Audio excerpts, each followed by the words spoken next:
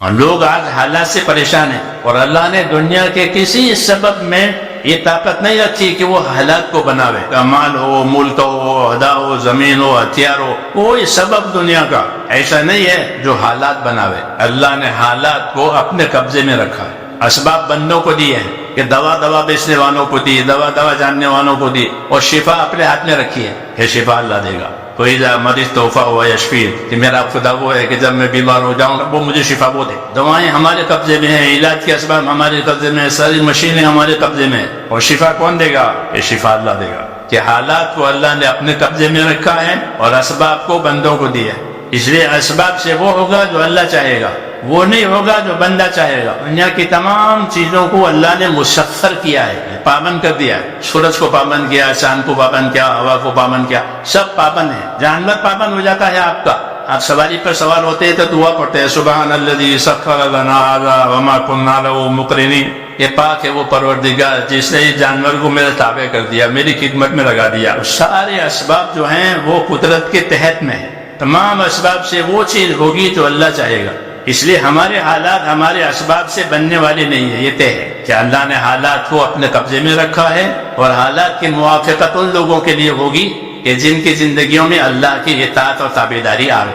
علماء نے لکھا ہے کہ دوا بھی جو اثر کرتی ہے وہ حکم سے کرتی ہے۔ فرشتہ ہوتا ہے وہ دوا کو درد کی جگہ پر پہنچاتا ہے تو درد دور ہو جاتا ہے، اور منظور نہیں ہوتا تو کہ منظور نہیں ہوتا تو وہ فرشتہ دوا کو درد کی جگہ پر پہنچنے ہی نہیں دیتا، تو دوا اثر نہیں کرتے، کیوں کہ اس کو روکا گیا ہے۔ مال میں یہ طاقت نہیں رکھی کہ مال حاجت پوری کرے اور مال راحت دے، بلکہ اللہ چاہے گا تو ہوگا، نہیں تو نہیں ہوگا۔ کہ مال مصیبت ہو گیا، کہ مال کو ظالموں نے دیکھ لیا اور ظالم اس کے پیچھے ہو گئے پورا ہے دنیا میں۔ یہ اللہ بتاتے ہیں کہ جتنے غلط یقین جمیں گے اسباب کے اعتبار سے، اللہ کی قدرت اس کی کاٹ کرے گی۔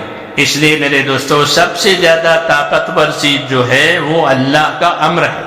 الا لہ الخلق والامر، مخلوق بھی اللہ کی اور امر اور حکم بھی اللہ کا۔ مخلوق میں وہ بات چلے گی جس کا اللہ امر کریں گے۔ اس لیے ہمارا رخ ہمارے دین نے اور ہمارے نبیوں نے اللہ کی طرف کیا ہے کہ تم سیدھا اللہ سے اپنا تعلق جماؤ اور لا الہ الا اللہ کہو کہ کام بنانے والی ذات ایک اللہ کی ہے۔ حالات بھی وہ پیدا کرے گا، اسباب بھی وہ پیدا کرے گا، نتیجہ بھی وہ پیدا کرے گا۔ ہمارے لیے اسباب اس لیے نہیں پیدا کیے کہ ہم اسباب سے محبت کر کے اسباب کے اوپر زندگی اڑ ڈالیں، بلکہ ہمیں اسباب اس لیے دیے ہیں ان اسباب میں اللہ تعالیٰ کا جو حکم ہے وہ ہم پورا کریں۔ ہمارا تاجر تجارت میں مال کے لیے نہیں لگے گا، ہمارا تاجر تجارت میں تجارت کا حکم پورا کرنے کے لیے لگے گا۔ اس لیے حضور صلی اللہ علیہ وسلم نے تجارت کے فضائل بیان کیے، تجارت کے مسائل بیان کیے، مزدوری کے فضائل بیان کیے، مزدوری کے مسائل بیان کیے کہ اگر اس میں اللہ کے حکموں کی رعایت کے ساتھ یہ داخل ہوا تو اس کی زمینداری، اس کی مالداری، اس کی عہدیداری سب عبادت بن جائے گی۔ اس لیے میرے دوستو، اللہ تعالیٰ نے ہم کو اسباب بطور امتحان کے دیے ہیں، اس میں رکھ کر کے اللہ تعالیٰ یہ دیکھیں گے کہ آپ کیسے چلتے ہیں۔